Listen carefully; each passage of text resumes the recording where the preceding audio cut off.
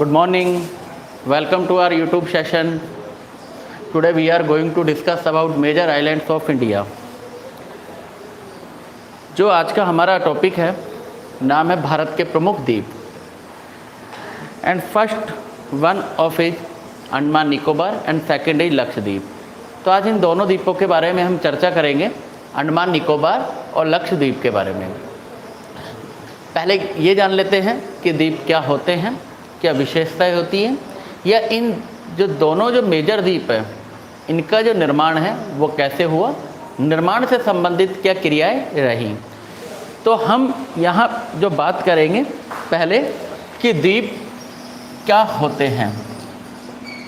हमारा टॉपिक प्रमुख द्वीप, और केवल अभी हम बात कर रहे हैं भारत के प्रमुख द्वीप की.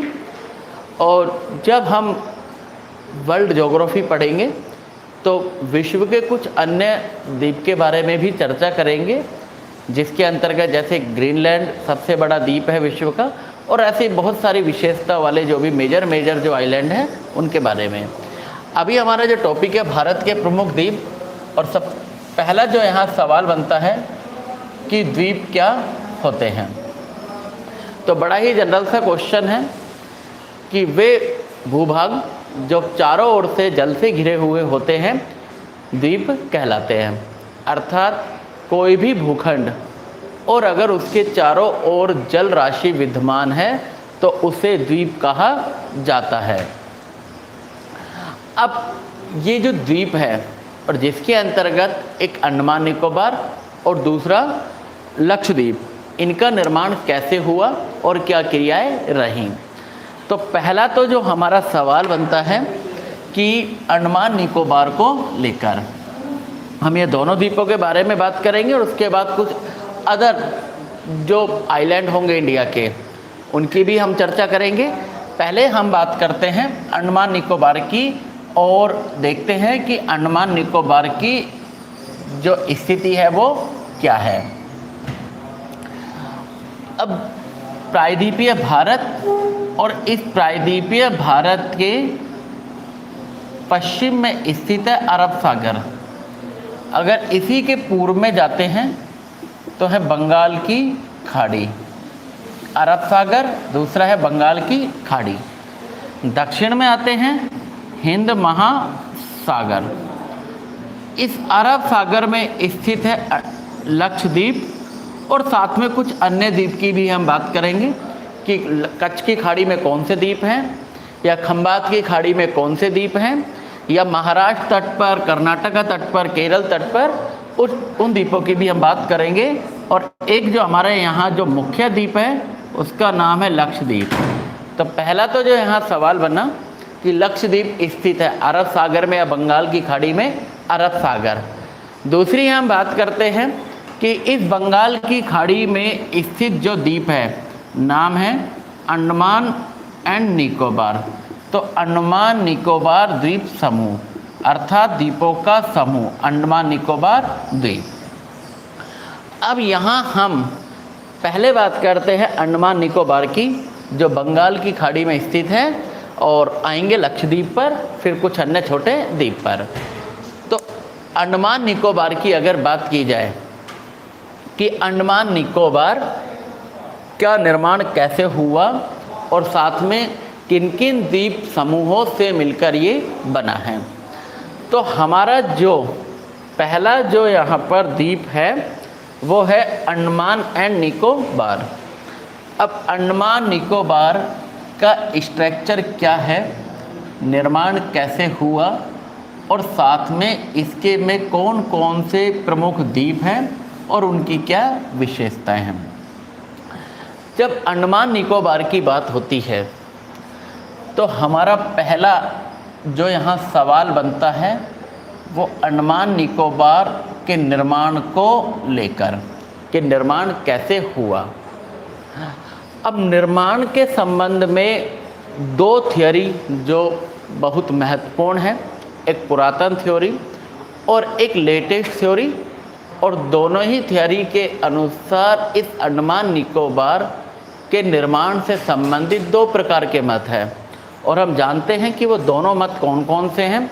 कि एक मत क्या कहता है और जो दूसरा मत है वो अंडमान निकोबार के निर्माण से संबंधित क्या बातें बताता है।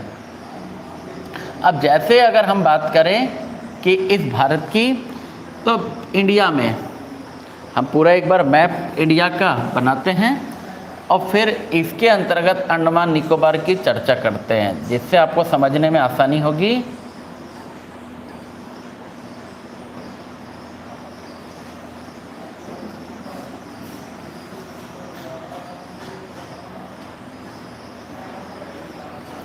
अब अंडमान निकोबार की अगर बात की जाए तो अंडमान निकोबार एक हिमालय पर्वतमाला और हिमालय पर्वतमाला की ही एक शाखा, जिसे हम भारत और म्यांमार की सीमा पर अराकान योमा के नाम से जानते हैं। जैसे ये हिमालय पर्वतमाला है, अब इसी हिमालय पर्वतमाला को म्यांमार में या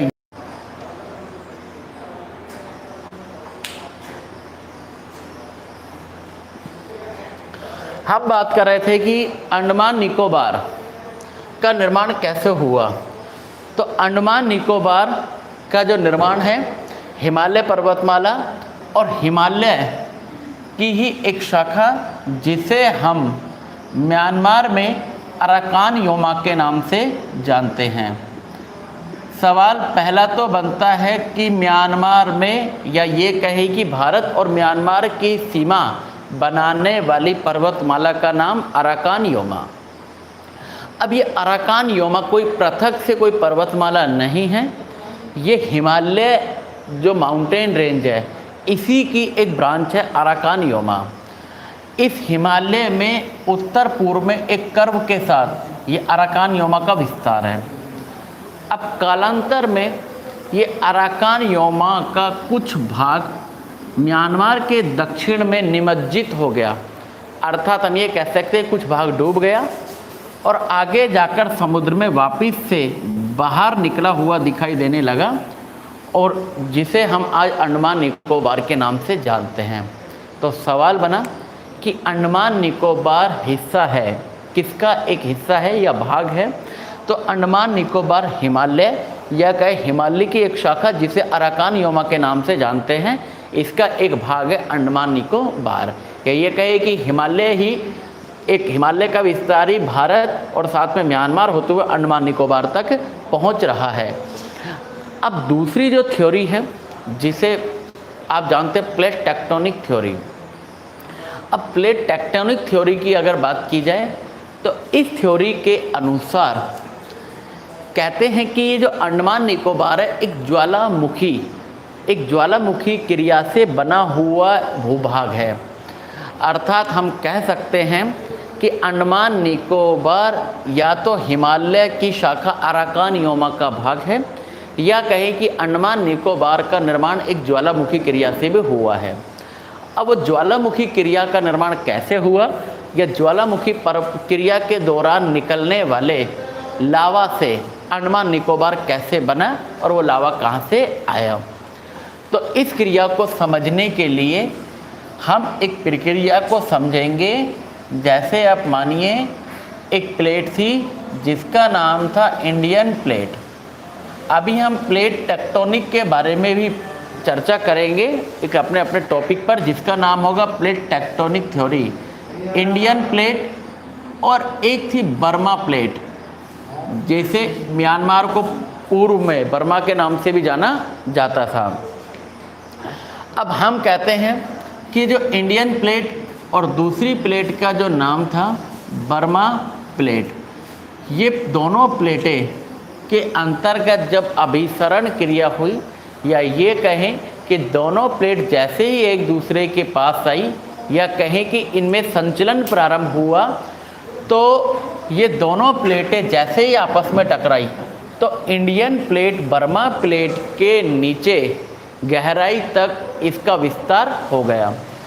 अब जैसे ही इंडियन प्लेट ज़मीन के अंदर गहराई में गई तो इस इंडियन प्लेट के कुछ हिस्से का मेल्ट होना प्रारंभ हो गया। कुछ इस इंडियन प्लेट के टुकड़े पिघलना प्रारंभ हो गए पिघलने के दौरान मैग्मा बना और जैसे ही मैग्मा बाहर आया और अंडमान निकोबार का हो गया निर्माण। तो यहाँ पर अंडमान निकोबार से संबंधित दो प्रकार की थ्योरी बड़ी इम्पोर्टेंट है।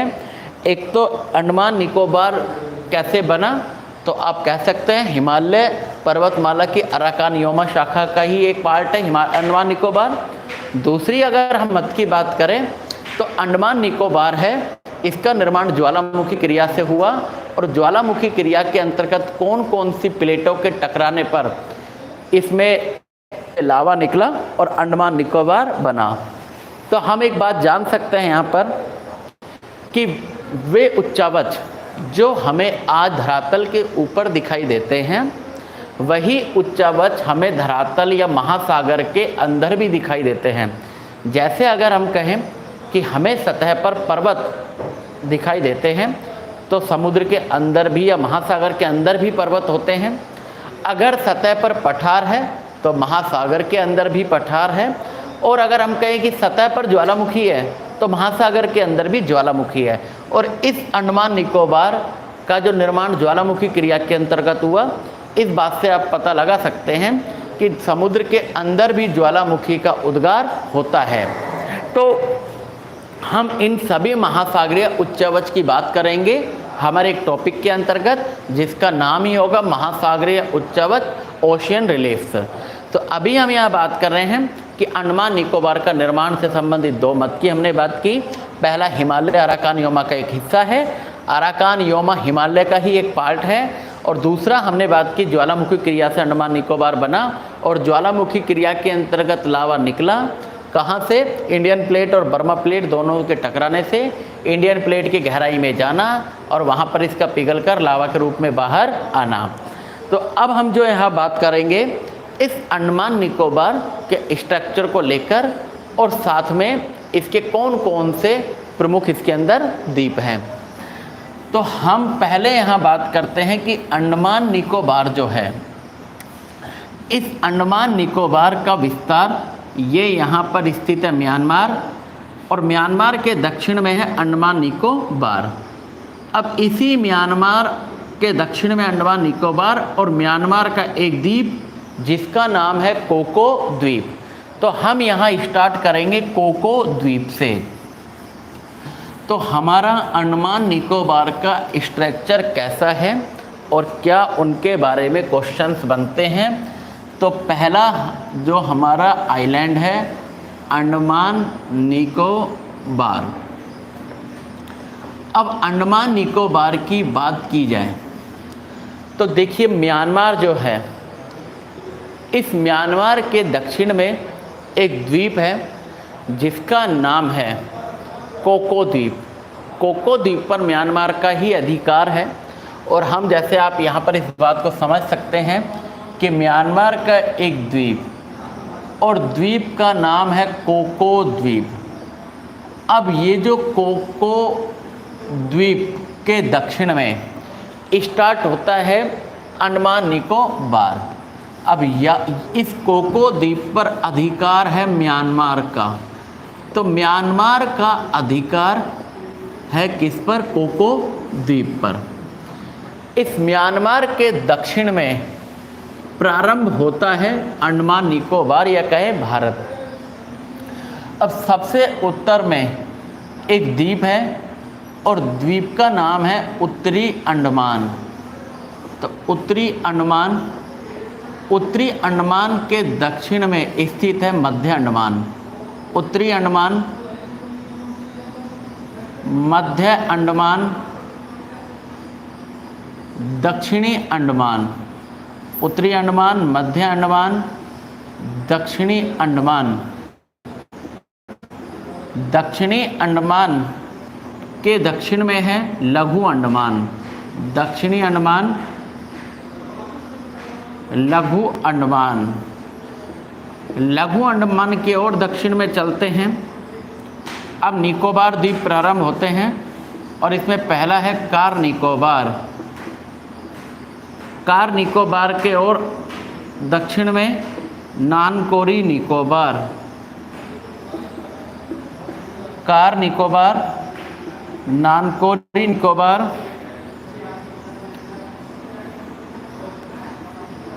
लघु निकोबार और है ग्रेट निकोबार। ये अंडमान निकोबार का स्ट्रक्चर है जिसके अंतर्गत अंडमान निकोबार के कुछ प्रमुख द्वीप जिनसे मिलकर अंडमान निकोबार बना है। अब हम यहाँ बात करते हैं इनकी तो विशेषताओं की और साथ में कुछ वो प्रमुख पास या चैनल या दर्रे जो कुछ विशेष द्वीपों को अलग करते हैं। तो पहला यहाँ जो क्वेश्चन बनता है कि ये जो अंडमान और म्यांमार इन दोनों को अलग करता है या उत्तरी अंडमान और कोको द्वीप के मध्य है एक चैनल जिसे हम कहते हैं कोको चैनल। तो पहला तो यहाँ जो क्वेश्चन बना है कि कोको चैनल स्थित है किन के मध्य है, तो कोको चैनल स्थित है म्यांमार और अंडमान के मध्य। अब एग्जाम में जो क्वेश्चन बनता है कि कोको चैनल पृथक करता है किस किस को, या तो आप कह सकते हैं कि म्यांमार और अंडमान को, या आप कह सकते हैं कि म्यांमार और भारत को पृथक करता है कौन सा चैनल, तो आपका आंसर होगा कोको चैनल। या ये क्वेश्चन कुछ इस तरह भी बन सकता है कि म्यांमार और भारत को पृथक करती है कौन सी पर्वतमाला, तो आपका आंसर होगा अराकान योमा पर्वतमाला। उस कंडीशन में आपका आंसर कोको चैनल नहीं होगा। तो पहला तो यहाँ क्वेश्चन बना है कोको चैनल किस किस के मध्य है, अंडमान निकोबार और म्यांमार के मध्य है। यह सवाल ये भी बनता है कि कोको चैनल अंडमान निकोबार के किस द्वीप और म्यांमार के मध्य है, तो म्यांमार का द्वीप है कोको द्वीप और अंडमान का द्वीप है उत्तरी अंडमान। अब हम इसके आगे और चलते हैं, उत्तरी अंडमान, मध्य अंडमान, दक्षिणी अंडमान। दक्षिणी अंडमान और लघु अंडमान के बीच अगर बात की जाए, दक्षिणी अंडमान और लघु अंडमान के बीच स्थित है एक चैनल जिसका नाम है डंकन चैनल। सवाल बनता है डंकन चैनल स्थित है कौन कौन से द्वीप के मध्य है, दक्षिणी अंडमान व लघु अंडमान के मध्य। एक और यहाँ जो सवाल बनता है, इस लघु अंडमान और कार निकोबार, या ये कहें अंडमान और निकोबार पृथक होते हैं कितने डिग्री चैनल द्वारा, 10 डिग्री चैनल। अब 10 डिग्री चैनल अर्थात एक अक्षांश रेखा जो है 10 डिग्री पर, तो 10 डिग्री अक्षांश रेखा अंडमान और निकोबार द्वीपों को अलग करती है। या ये कहें कि लघु अंडमान और कार निकोबार के मध्य स्थित है 10 डिग्री चैनल। और आगे चलते हैं, कार निकोबार, नानकोरी निकोबार, लघु निकोबार। कार निकोबार और नानकोरी निकोबार के मध्य एक चैनल और चैनल का नाम है पंचल चैनल। तो सवाल बनता है कि पंचल चैनल स्थित है, पंचल चैनल, तो पंचल चैनल स्थित है कार निकोबार व लघु निकोबार। नानकोरी निकोबार के दक्षिण में एक और चैनल है जिसका नाम है सोमब्रेरो चैनल। तो सवाल बनता है कि सोमब्रेरो चैनल स्थित है कौन कौन से द्वीप के मध्य, नानकोरी निकोबार और लघु निकोबार के मध्य। तो यहाँ जो एक सवाल बनता है महत्वपूर्ण कि कोको चैनल किसके मध्य स्थित है, कोको द्वीप उत्तरी अंडमान के मध्य, डंकन चैनल स्थित है दक्षिणी अंडमान और लघु अंडमान के मध्य, 10 डिग्री चैनल स्थित है लघु अंडमान व कार निकोबार के मध्य, या ये कहे कि पंचल चैनल स्थित है कार निकोबार और नानकोरी निकोबार के मध्य, या ये कहे कि सोमब्रेरो चैनल स्थित है नानकोरी निकोबार व लघु निकोबार के मध्य।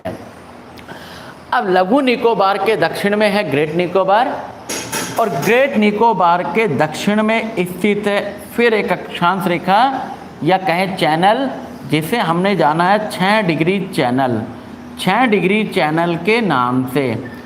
अब ये जो 6 डिग्री चैनल है, इस 6 डिग्री चैनल के फिर दक्षिण में स्थित है सुमात्रा।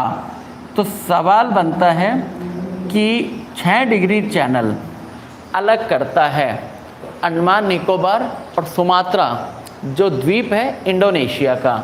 तो इंडोनेशिया के सुमात्रा द्वीप को और अंडमान निकोबार के ग्रेट निकोबार को अलग करता है 6 डिग्री चैनल। तो जैसा कि यहाँ एक और सवाल बनता है महत्वपूर्ण कि भारत और इंडोनेशिया अलग होते हैं कितने डिग्री चैनल द्वारा, तो आपका आंसर होगा 6 डिग्री चैनल द्वारा भारत व इंडोनेशिया अलग होते हैं। या ये सवाल बनता है कि इंडोनेशिया के सबसे नज़दीक भारत का कौन सा द्वीप है, तो सुमात्रा अर्थात इंडिया। तो सुमात्रा के सबसे नज़दीक भारत का जो द्वीप है नाम है ग्रेट निकोबार। बहुत ही इम्पोर्टेंट क्वेश्चन बनता है कि इंडोनेशिया या ये कहें कि सुमात्रा के सबसे नज़दीक जो द्वीप है उसका नाम है ग्रेट निकोबार, या ये कहे कि इंडोनेशिया के सबसे नज़दीक है ग्रेट निकोबार, या ये कहें कि भारत के सबसे नज़दीक इंडोनेशिया का कौन सा द्वीप है सुमात्रा। या एक और क्वेश्चन बनता है कि भारत और इंडोनेशिया अलग होते हैं 6 डिग्री चैनल द्वारा। एक बनता है अंडमान और निकोबार अलग होते हैं 10 डिग्री चैनल द्वारा। तो यहाँ ये तो थे अंडमान निकोबार के कुछ द्वीप।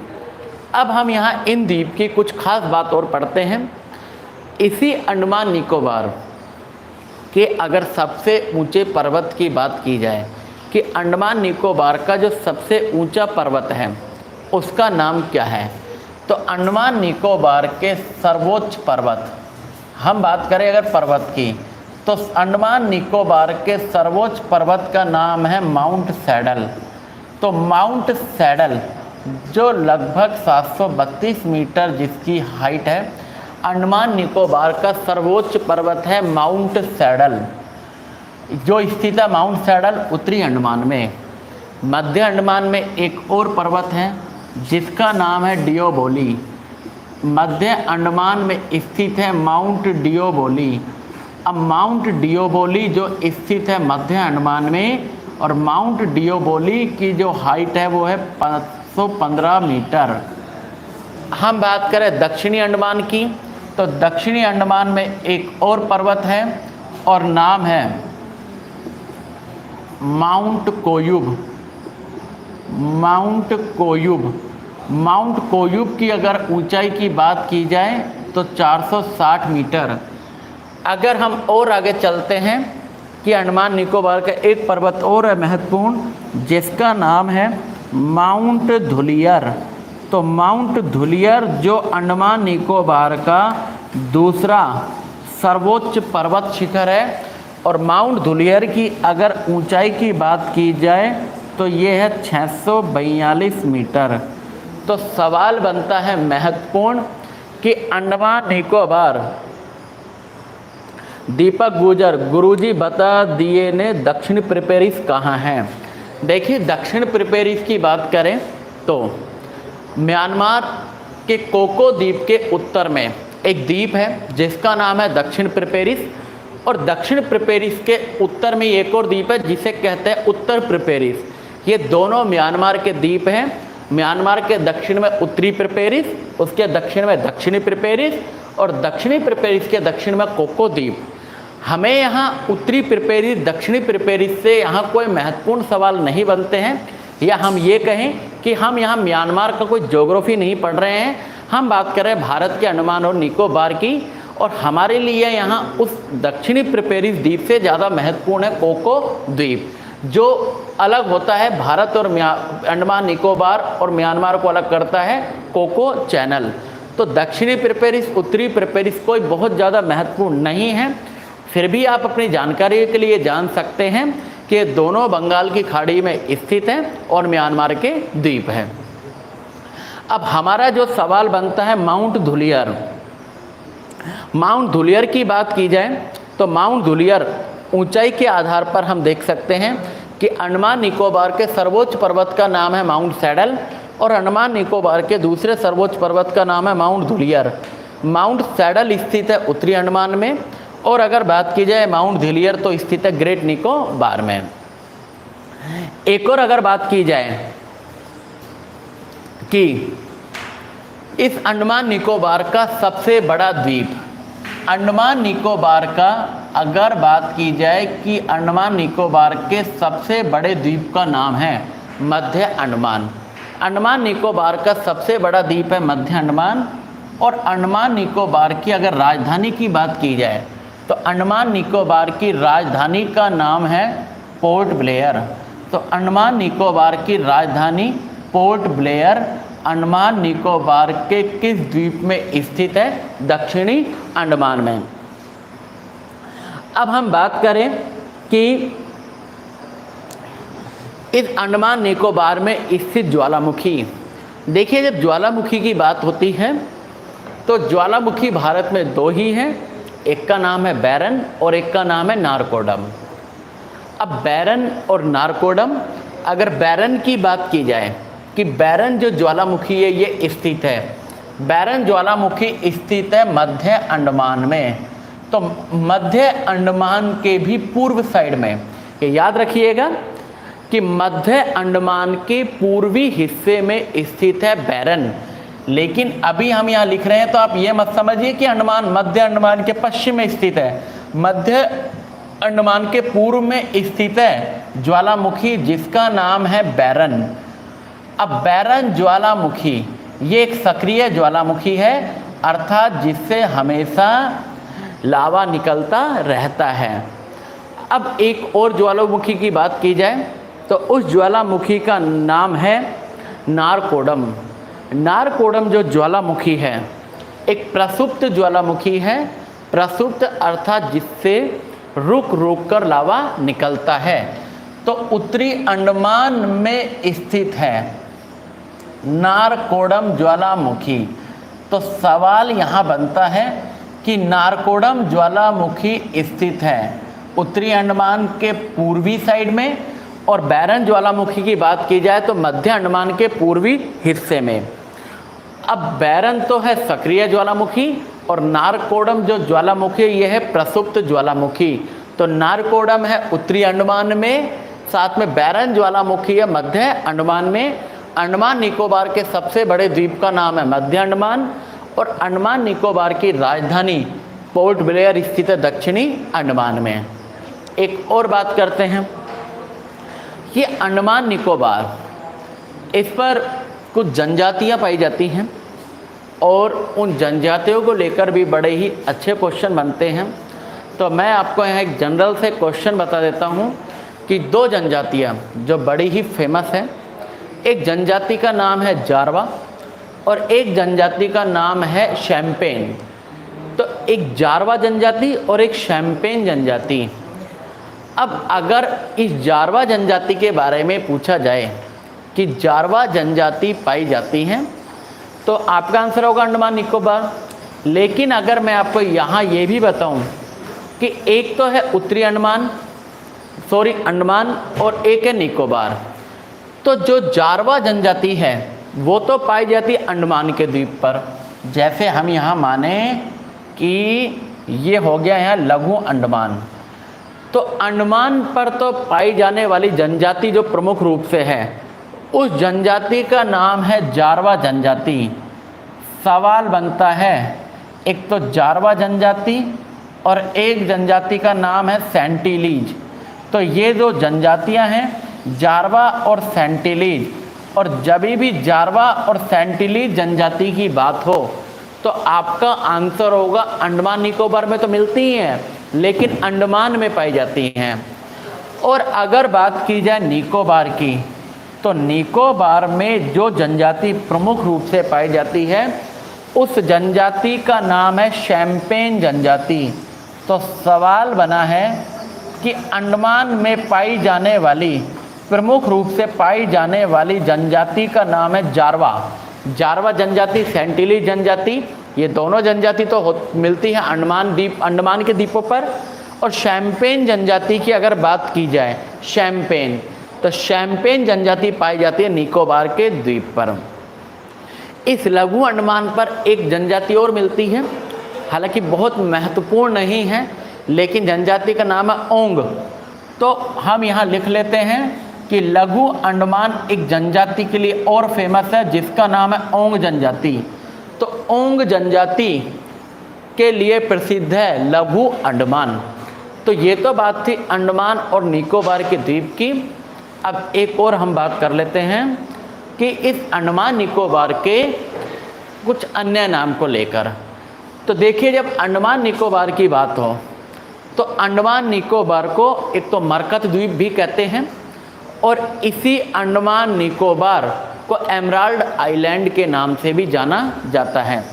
सवाल बनता है कि अंडमान निकोबार को के अन्य नाम, तो अंडमान निकोबार को और किस नाम से भी जाना जाता है? तो अंडमान निकोबार को मरकत द्वीप, अंडमान निकोबार को मरकत द्वीप या एमराल्ड आइलैंड के नाम से जाना जाता है। इसके अतिरिक्त अगर हम और बात करें, जैसा दिख रहा होगा कि अंडमान निकोबार के सबसे उत्तरी द्वीप का नाम है उत्तरी अंडमान, और इसके सबसे दक्षिणी द्वीप का नाम है ग्रेट निकोबार। तो ग्रेट निकोबार अंडमान निकोबार का सबसे दक्षिणी द्वीप है, और इसी ग्रेट निकोबार पर स्थित है भारत का दक्षिणतम बिंदु, जिसे हम पॉइंट कहते हैं, या उसे पिग्मेलियन पॉइंट या पार्सन पॉइंट के नाम से भी जाना जाता है। हालांकि ये सभी बातें भारत के परिचय के अंदर कि ग्रेट निकोबार पर भारत का दक्षिणतम बिंदु स्थित है, जिसे इंदिरा पॉइंट या पिग्मेलियन पॉइंट के नाम से जाना जाता है। तो अंडमान निकोबार के स्ट्रक्चर, उसमें पाई जाने वाली कुछ पर्वत चोटियाँ, 3 पर्वत हैं, एक है ग्रेट निकोबार में, साथ में जनजातियाँ हैं, शैम्पेन जनजाति है निकोबार की, साथ में लघु अंडमान प्रसिद्ध है ओंग जनजाति के लिए, साथ में कौन बड़ा है? मध्य अंडमान सबसे बड़ा द्वीप है। मध्य अंडमान पर एक सक्रिय ज्वालामुखी बैरन स्थित है। उत्तरी अंडमान पर नारकोडम ज्वालामुखी जो एक प्रसुप्त ज्वालामुखी है। अंडमान और निकोबार के मध्य स्थित है अंडमान को चैनल। साथ में हम बात करें दक्षिणी अंडमान लघु अंडमान के मध्य डंकन चैनल स्थित है। इसके अलावा कार निकोबार नानकोरी निकोबार के मध्य स्थित है पंचल चैनल, और नानकोरी निकोबार व लघु निकोबार के मध्य स्थित है सोमब्रेरो चैनल। और भारत का दक्षिणी द्वीप, या ये कहें कि अंडमान निकोबार का दक्षिणी द्वीप ग्रेट निकोबार, और इंडोनेशिया के सुमात्रा द्वीप के मध्य 6 डिग्री चैनल। तो ये तो हमने बातें की अंडमान निकोबार की। अब इस अंडमान निकोबार के हम कुछ अन्य द्वीपों की बात और करेंगे जो कुछ एग्जाम से पूछ लिया जाता है। तो इसे हम अंडमान निकोबार के स्ट्रक्चर को साफ करके अब हम बात करेंगे अंडमान निकोबार के कुछ अन्य द्वीप और उनकी विशेषताओं की।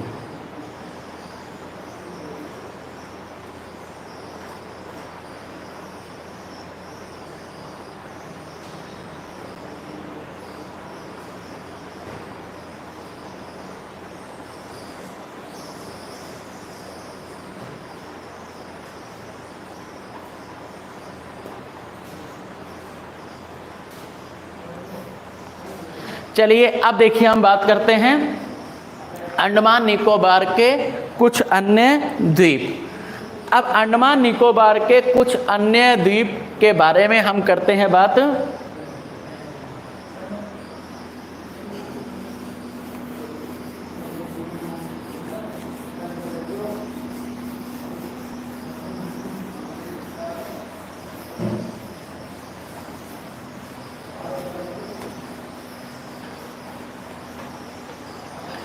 देखिए, अंडमान निकोबार के कुछ अन्य जो द्वीप हैं उसके अंतर्गत हम यहाँ 3 तो वे द्वीपों की बात करेंगे जो वर्तमान में अपने बदले हुए नाम के कारण बड़े चर्चा में हैं, और साथ में कुछ उन द्वीपों के बारे में भी हम जानेंगे जिनके नाम को लेकर आपसे पूछा जा सकता है कि वो अंडमान निकोबार का हिस्सा है या लक्षद्वीप का।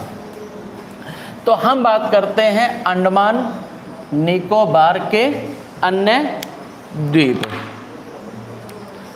अंडमान निकोबार के अन्य द्वीप और उसके अंतर्गत अन्य द्वीप।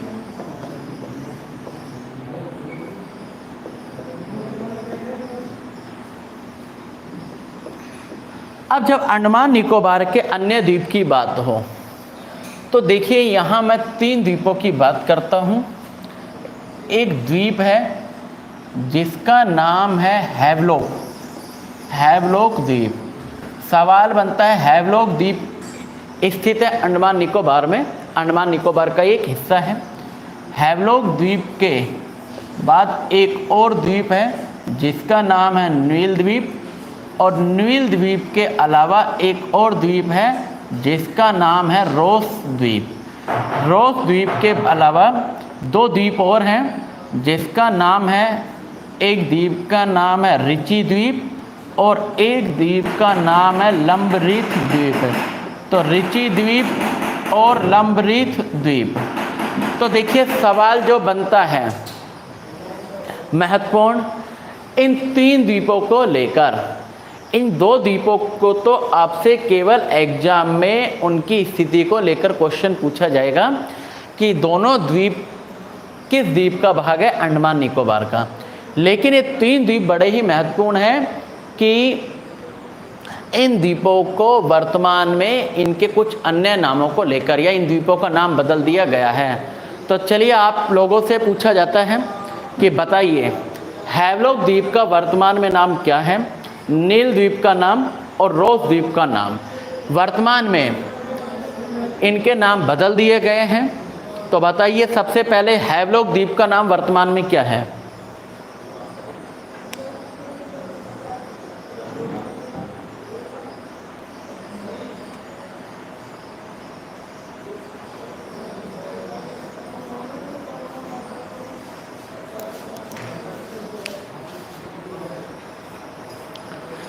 बिल्कुल अजय तिवारी, रोस द्वीप का नेम चेंज हो गया गुरुजी, अब सुभाष चंद्र द्वीप। बिल्कुल आपसे यही पूछा जा रहा है। जैसे राजीरुन वर्मा, स्वराज द्वीप, बिल्कुल वेरी गुड। हैवलॉक द्वीप का नाम बदलकर रखा गया है स्वराज द्वीप, बिल्कुल सही बताएं।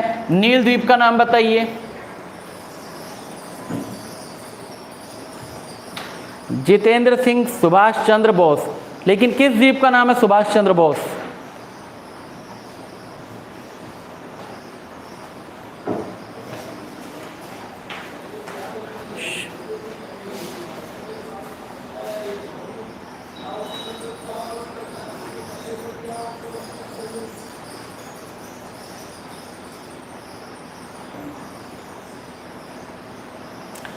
पूजा यादव, बिल्कुल ठीक है, शहीद द्वीप। नील द्वीप का नाम है वर्तमान में शहीद द्वीप, हैवलॉक द्वीप का नाम है स्वराज द्वीप और रोस द्वीप का नाम है सुभाष चंद्र बोस द्वीप। बिल्कुल एकदम ठीक आंसर आप लोगों ने दिए हैं कि वर्तमान में इन द्वीपों के नाम को लेकर पूछा जाएगा कि हैवलॉक द्वीप का नाम रख किया गया स्वराज द्वीप, नील द्वीप का नाम किया गया शहीद द्वीप और रोस द्वीप का नाम किया गया सुभाष चंद्र बोस। और आपको मैं ये और बता देता हूँ कि ये सभी जो द्वीप हैं, ये सभी द्वीप दक्षिणी अंडमान द्वीप का हिस्सा है। तो सवाल अगर ये भी यहाँ से पूछा जाए, अगर और डेप्थ में भी अगर अपन जाए कि ये सभी जो द्वीप है, चाहे हैवलॉक द्वीप हो, नील द्वीप हो, रोस द्वीप हो, या तो इनके नाम को लेकर कहीं ना कहीं एक सवाल बनता है, और या फिर इन दोनों द्वीप है और ये पूछ ले जाए कि किस द्वीप के सब नज़दीक हैं, तो आपका आंसर होगा दक्षिणी अंडमान के पास। तो ये तो हमने बात की अंडमान और निकोबार द्वीप समूह की। अब हम बात करते हैं हमारा जो द्वीप है अगला, लक्षद्वीप।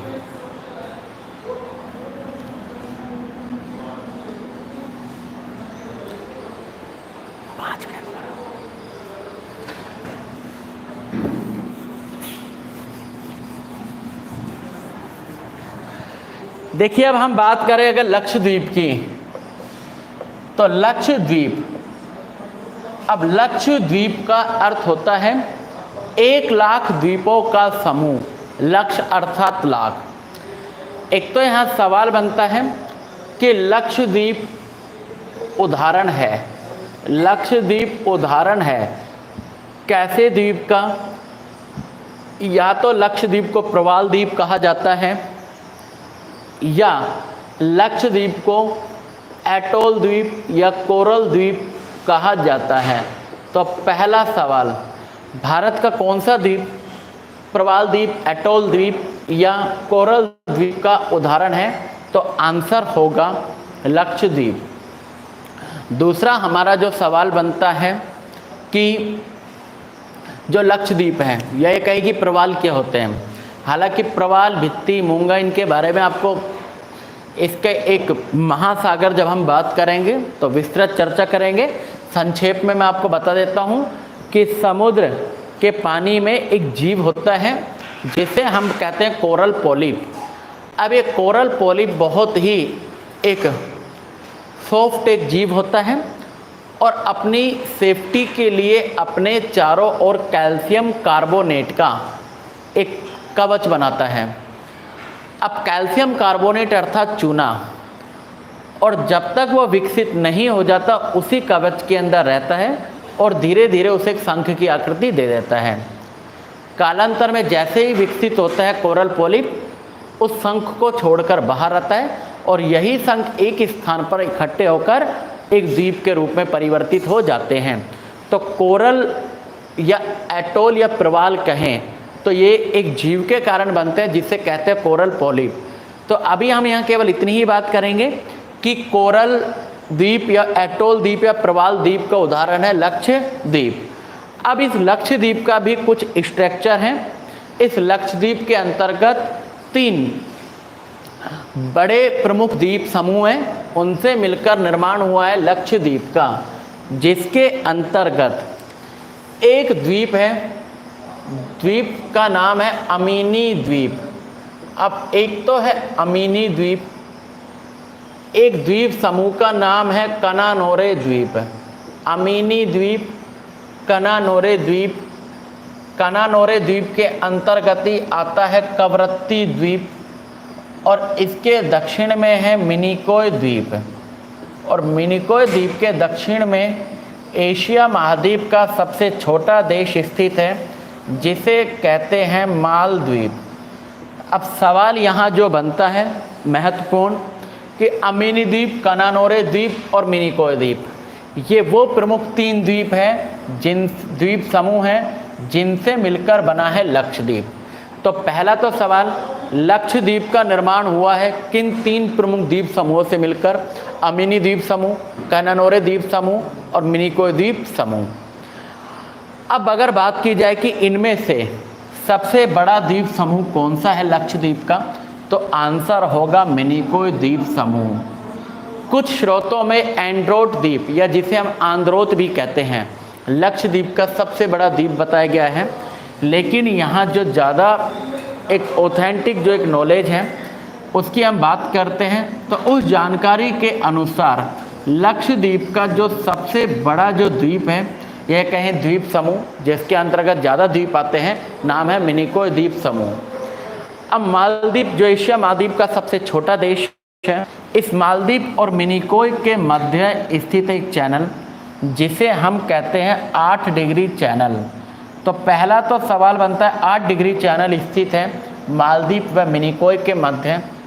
अगर बात की जाए कि 9 डिग्री चैनल स्थित है मिनिकोय द्वीप व कवरत्ती द्वीप। कवरत्ती द्वीप अर्थात इसे हम कह सकते हैं लक्षद्वीप मुख्य। और इसके बाद अमीनी द्वीप और कनानोरे द्वीप के मध्य स्थित है 11 डिग्री चैनल। तो सवाल बनता है 11 डिग्री चैनल किन किन द्वीपों को अलग करता है? 9 डिग्री चैनल अलग करता है कवरत्ती द्वीप मिनिकोय को, और 8 डिग्री चैनल की बात की जाए तो मिनिकोय और मालदीव को अलग करता है 8 डिग्री चैनल। तो लक्षद्वीप की राजधानी जिसका नाम है कवरत्ती स्थित है। तो या तो आपका आंसर होगा कवरत्ती लक्षद्वीप या आंसर होगा कवरत्ती खुद एक द्वीप है। तो लक्षद्वीप की राजधानी का नाम है कवरत्ती द्वीप। अब इसी लक्षद्वीप में कवरत्ती द्वीप के पास एक द्वीप है, एक छोटा द्वीप है जिसका नाम है पिटली द्वीप। नाम है पिटली द्वीप। तो पिटली द्वीप, इस द्वीप को पक्षी अभयारण्य द्वीप घोषित किया गया है। तो सवाल बनता है कि पक्षी अभयारण्य द्वीप के नाम से प्रसिद्ध है पिटली द्वीप। जो लक्षद्वीप समूह में स्थित हैं। अब हमारा यहाँ पर एक और सवाल बनता है कि अगर एग्जाम में पूछा जाता है कि भारत की तटरेखा से सबसे सुदूरवर्ती द्वीप, भारत की तटरेखा से सबसे सुदूरवर्ती द्वीप की बात होगी तो आपका आंसर होगा मिनिकोय द्वीप। कि भारत की तटरेखा से सबसे सुदूरवर्ती अर्थात सबसे दूर स्थित द्वीप, तो आंसर होगा मिनिकोय द्वीप। लेकिन सबसे निकटवर्ती द्वीप को लेकर कोई सवाल नहीं बनता है, क्योंकि कई ऐसे द्वीप हैं जिनकी हम चर्चा करेंगे अपनी अगले लेक्चर के अंतर्गत कि भारत के सबसे निकटवर्ती किसी द्वीप का नाम नहीं आता है, लेकिन सबसे सुदूरवर्ती द्वीप की बात करेंगे तो आंसर होगा मिनिकोय द्वीप। तो कल हम बात करेंगे भारत के कुछ अन्य छोटे द्वीप के बारे में, और उसके बाद हम एक स्टार्ट करते हैं हमारी यही यूनिट। कल हमारे भौतिक प्रदेश इसका लास्ट लेक्चर होगा, उसके बाद हम नए यूनिट के साथ शुरुआत करेंगे। तब तक के लिए धन्यवाद।